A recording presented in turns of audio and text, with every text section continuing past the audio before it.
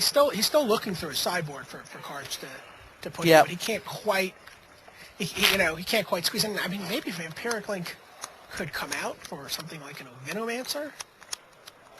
I don't know. Another Veiling Oddity in his sideboard.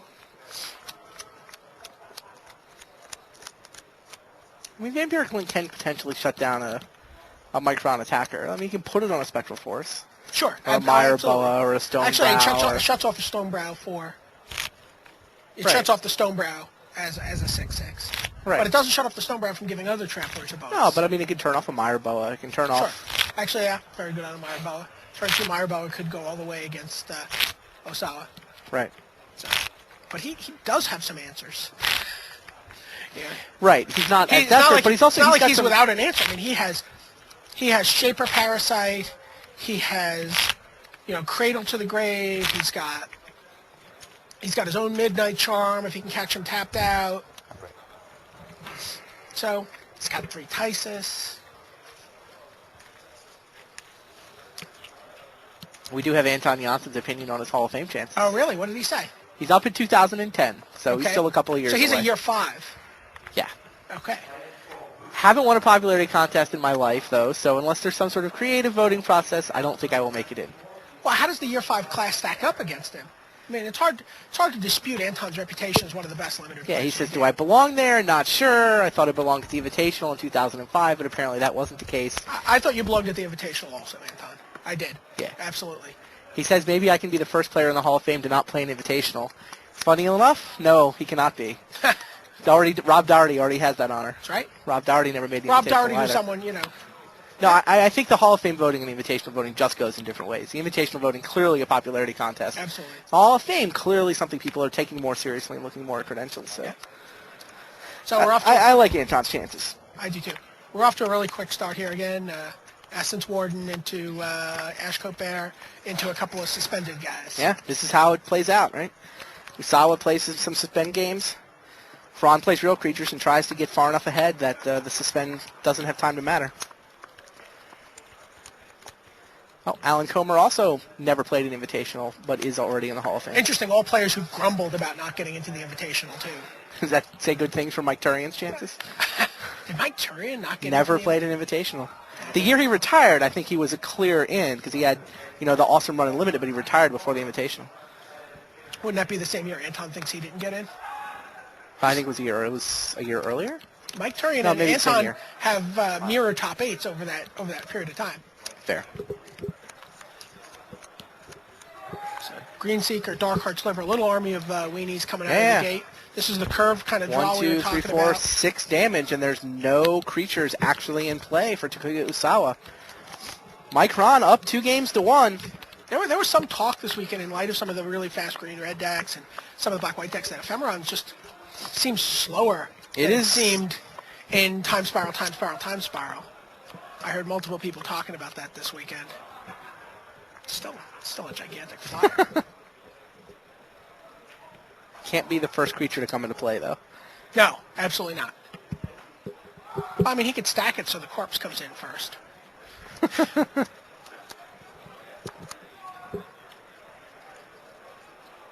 But yeah, we see Mike fearing the Dredge Reaver here.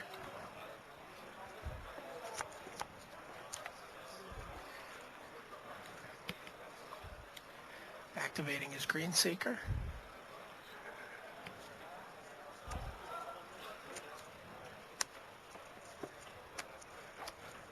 I was talking to BK earlier. He said that these guys really loved Black Madness in this format. They think it's one of the most powerful things. I'm sure Mike is disappointed in his black and not having any of the good Madness spells, or any Madness spells for that matter, to pitch to his Green Seeker there.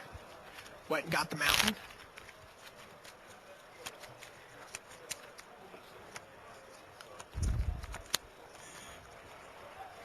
Just put it right into play. And made a Trespasser. Gained a life. And ships the turn with no attack. He was, And there was the Drudge he was respecting Reavers. the Drudge Reavers. Wow. Pretty good read from Mike Ron. Just doesn't even bother to attack. He's so confident that Drudge Reavers was there. There's 7 coming back at him, but he can actually get the trespasser in the way of the corpse. Oh, was that not a corpse? Was that a Deep Walker? Deep Walker. Oh, I'm sorry. So they're not even synchronized. I'm having a real, I gotta admit, I'm having a hard time with the glare of the sleeves. Yeah.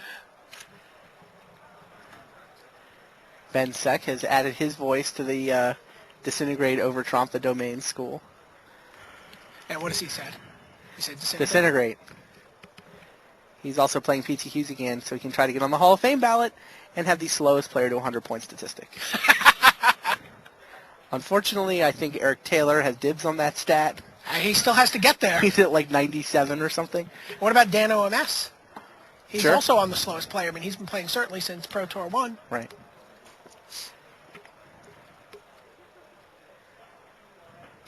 I see another grumpy old man there. Ken Kroner.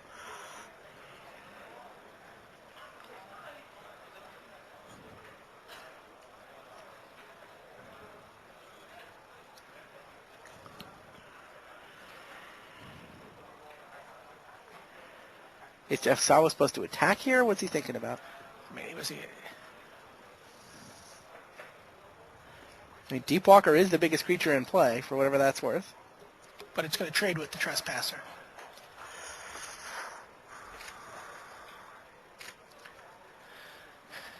And he's going to take a boatload of damage on the way back.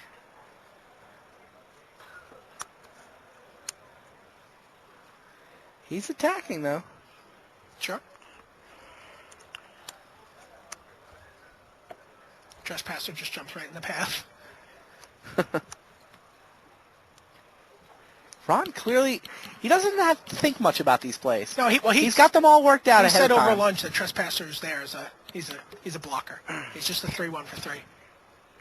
It's just interesting how a lot of people will sort of take time to, maybe there's something I haven't thought of, and he's just like, I've been playing Magic long enough. I got my plays worked out. I understand what I'm supposed to do when. His play's really crisp. Yeah. And there's Spectral Force. So it's also interesting. I mean, I think he's not getting surprised, right? Usawa is taking a lot of time to figure out his plays, and Mike's just working through. Maybe he'll do this. Maybe he'll do that. Right. If he does this, here's my answer. If he does this, here's my answer. He just seems very much on top of what's going on.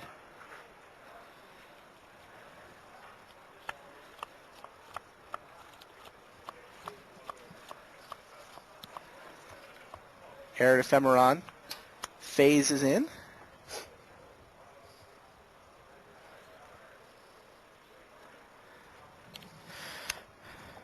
And attacks.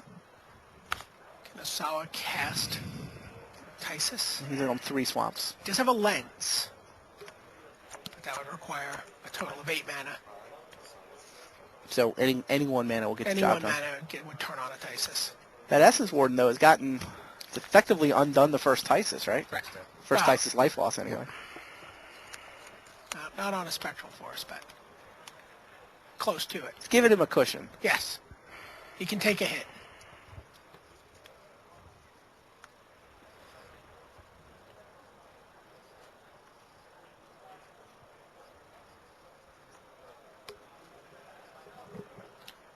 Now, Mike's slowing down a little, thinking about if he's sending anyone else in alongside the Spectral Force. I mean, I can't imagine he's not going to attack with Spectral Force here. Makes sense to me. Sends in a Sliver. Keeps his precious Essence Warden. Green Seeker he probably needs to get a little more land online. It'd be interesting to see if Osawa just lets the Drudge Reavers go here. To tap the...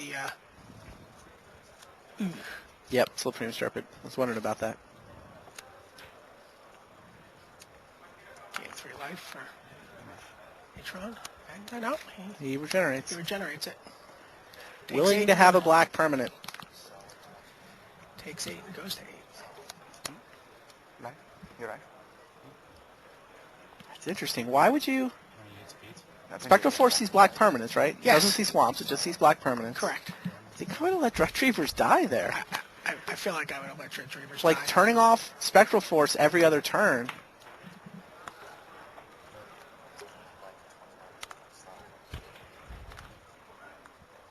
And there is Stonebrow.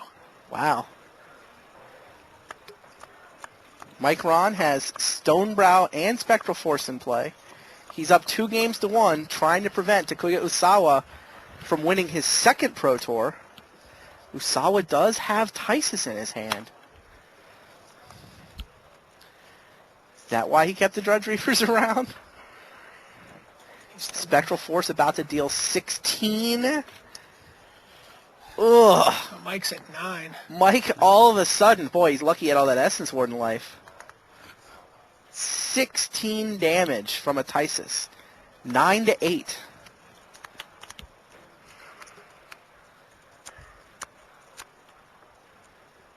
The Air Ephemeron Tysus Spectral Force should be enough to get the job done, but maybe not.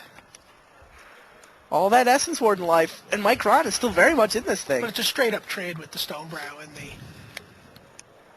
Slipstream Serpent right now.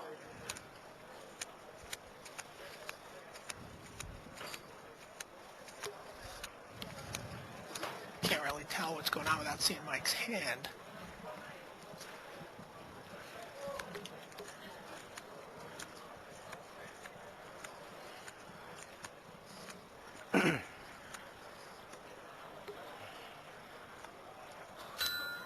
It's like a worm calling and a giant dust wasp. So he can, what, 1-1 with buyback? All right, Crunch is in with Stonebrow. Looks like it's going to trade with the Serpent. Sneaks a point in with but Green he sneaks Seeker. a point in with Green Seeker. And there's the 3/3 flyer. And another life.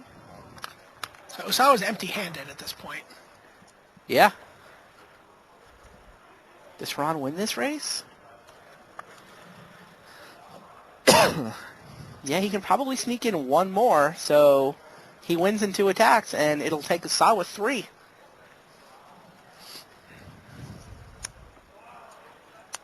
Oh. Ron just shakes his head. Vampiric Link. We were talking about this game We weren't even top sure- deck, but we didn't think it would be Vampiric Link. We weren't even sure that belonged in Usawa's deck. Sure looks good here. Yeah. That was gigantic. Absolutely gigantic top deck. Vampiric Link off the top. Mike just shakes his head. Stunned.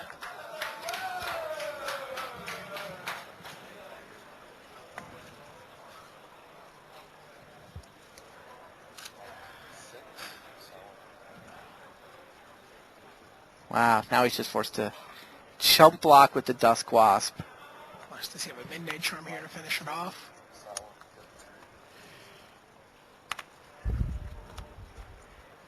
Oh, Yeah. nice top Midnight deck of Charm. Usawa. Oh, is that why he was looking quite so depressed? Possibly. Was that the head shake was pretty obvious there? I mean, he probably was annoyed by the top deck, but clearly also wanted to set up the Midnight Charm. Now what? Corpulent Corpse comes down from Usawa, but there's the Strangling Soot. Wow. And all of a sudden, Mike Ron is right back in this thing.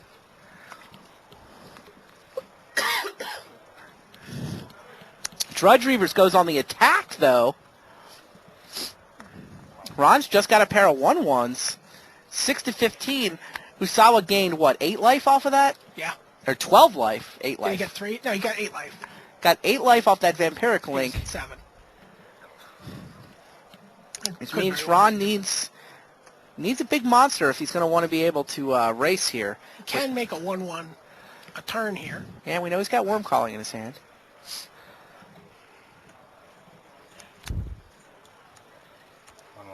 Yeah, that's the play. 1-1 with the buyback. Gains a life every time he does this, too, which is pretty big. Crunches over with the 2 1-1s. Someone scratches his head. Oh, Transmuter. Turns it into a 1-3, and he's going to pick off that precious Essence Warden. Dope. Yep. Yeah, another fine top deck from Takuya Usawa. Boy, really good game. Just a great game of Magic here.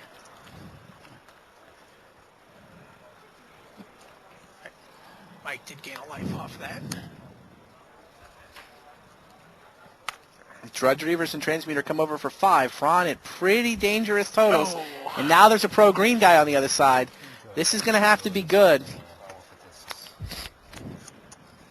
No. Takuya Usawa sends us to game number 5. Wow. That was fun. Dramatic. Lots of both players just ripped off the top of their deck for and two straight crazy turns. cards that were just awesome in the situation. Yep. Wow. The Vampiric Link is obviously the dramatic pull there. Vampiric Link was huge. We saw Tysus on Spectral Force. That was the dream for Takuya Usawa, but he wasn't done. He Tysus on Spectral Force, and he still had the top deck to win. And he did. Vampiric Link, Transmuter, and Mike Ron still shaking his head. I think he thought he had that one. He thought he had the Pro Tour title in that one. He had Spectral Force and Stonebrow in play at the same time. It's true. He did. You feel like you've won at that point. Yeah, I mean, the game Kenji took from him, he had those 2 cards in play as well. And Worm Calling. Both games we've seen him draw the trio. He's lost. Well, the trio is Stonebrow, Spectral Force, and Trump. Just saying. Takuya Usawa has won 2 games. Mike Ron has won 2 games. And we will now play 1 game of Magic to determine who gets the $40,000, who gets the 25 pro points, and who gets the title of Pro Tour Geneva champion. Get right down to the business of shuffling. Yeah. They're done sideboarding. They pretty much know they're playing 5 games in.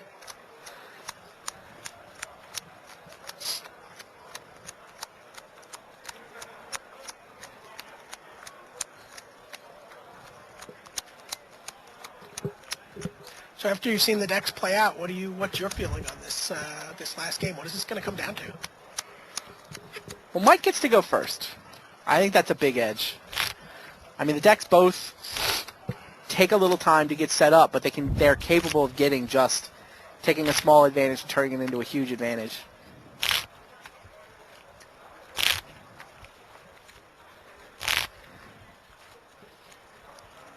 Sounds like Osawa actually has gone to his sideboard. All right. He's taken out a Morph, taken out a Coral Trickster, which seems like a really fine card to have in his deck with a Spectral Force. He's been looking to take the Trickster out every game. Keeps looking at the sideboard. He's taken the Trickster out in favor of a Midnight Charm. Probably tired of that Essence Warden. Midnight Charm's pretty good, isn't it? It seems fine. First Strike could be a really exciting combat trick here.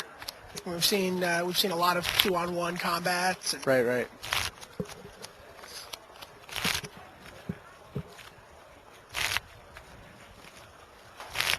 So, and again, I mean, the Essence Warden has been a pretty significant card for the Madison player here in terms of giving him enough room to operate. He certainly would have just been flat out dead to the Tysus without it.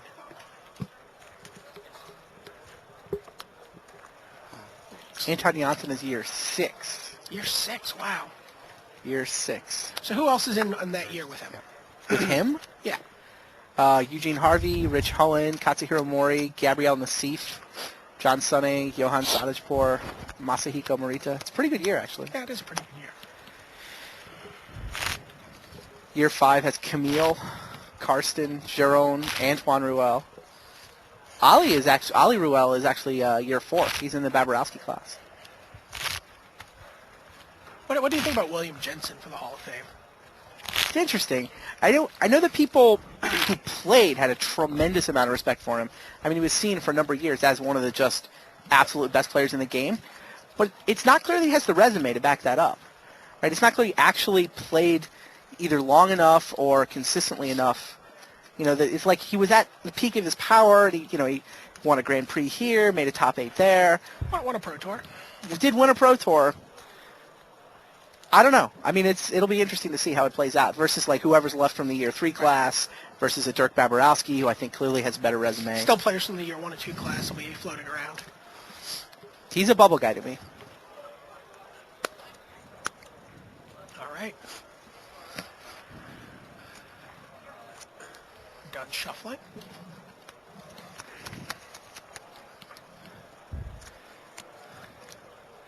Mike Roan starts the game down to 6 cards.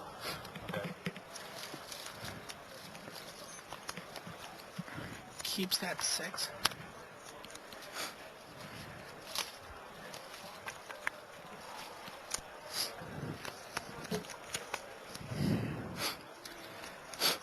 One game of Magic. So much on the line here.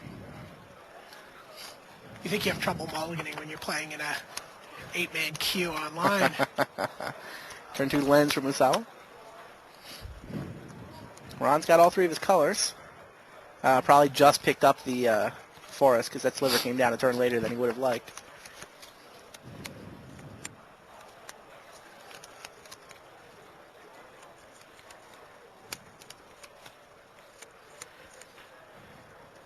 Saw a lot of green in his hand when we flashed past it before. Didn't want to go down to 5, despite not having a forest. Yeah, a little risky. We talked about that earlier. You know, you've got a good mix of land and spells, but you're missing the key color. Is it a keeper? At 6 cards, Mike Ron said it was. Sort of 1 turn behind, picked up the forest on turn 3. A Splash Mountain again. Oh, there's Search for Tomorrow. Search for Tomorrow is probably a big... Or is that Dryad? That's Search for Tomorrow. Search for Tomorrow. Big part of why he wanted to keep that hand. Sure.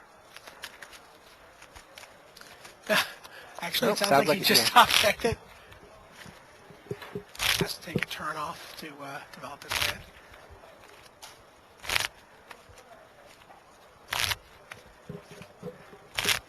So what's the most surprising card for you so far in this? Is it Vampiric Link? Is it Dredge Reavers? What, the most surprising card to get played? Oh, yeah, Vampiric Link, clearly. Both players have brought in a card I'm not sure I've seen in play all weekend until this match. And it's been gigantic. I mean, it pretty much single-handedly won Game 3 for Mike Cron, and it pretty much single-handedly won Game 4, particularly Usawa. Usawa serves with his morph. And plays another one. None of the suspend creatures for Usawa this game.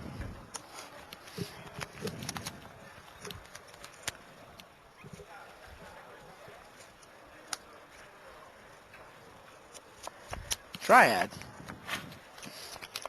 Atron's got his mana put together.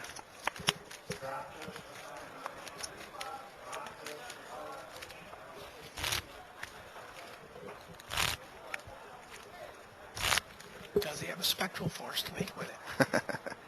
Find out next turn.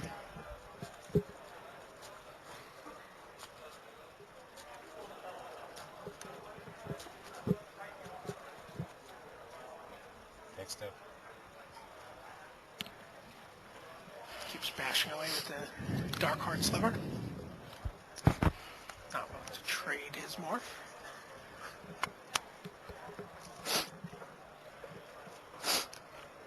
You think he'd have been as willing to trade if there'd been 3 mana open there? Morph's attack.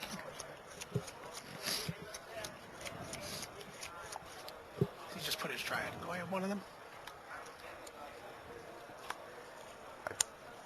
5-1. Boom. That's a 5-1. That's the 5-1. Oh! Oh. That was before damage, presumably. Yeah, take 1. Wow. Off the Midnight Charm. That was big. Seems like Usawa probably is supposed to go for it there, though, right? Sure. So Huron is able to ping away the 5-1.